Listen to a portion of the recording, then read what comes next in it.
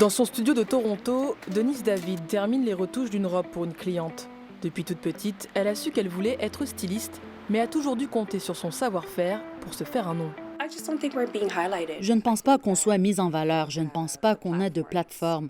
C'est pourquoi on crée les nôtres, en ligne ou sur les réseaux sociaux. Le manque de visibilité des créateurs de la diversité, c'est ce à quoi veut remédier Aurora James. La créatrice ontarienne, désormais basée à New York, a lancé cet été la campagne 15% Pledge. Elle demande aux grands magasins de s'engager à présenter 15% de marques appartenant à des personnes noires, autochtones ou de couleur parmi leurs collections, afin de mieux représenter la société canadienne. Aucune grande enseigne au pays s'est pour l'instant engagée à le faire.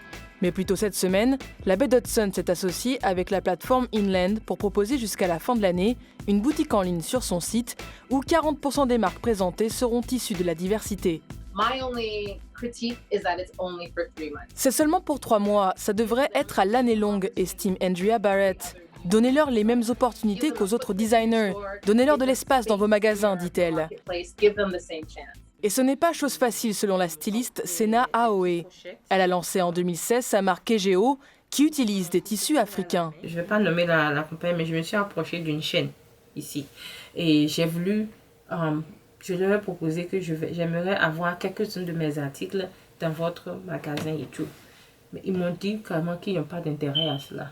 Comme d'autres stylistes, elle estime que la diversité de créateurs et de styles sont primordiales. Parfois, quand la population n'accepte pas certaines choses, c'est peut-être parce que les gens qui sont en haut ne le font pas accepter.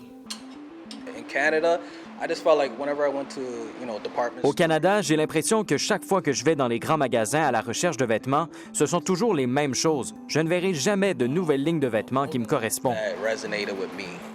Pour Brian Wishart, les stylistes noirs sont souvent cantonnés à un seul style, souvent urbain. Et c'est en partie pour changer ces stéréotypes que George Sully a lancé cet été un site internet dédié aux créateurs noirs.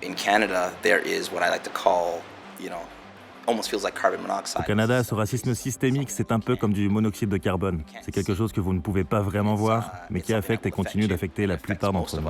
Plus de 160 créateurs ont déjà rejoint son répertoire.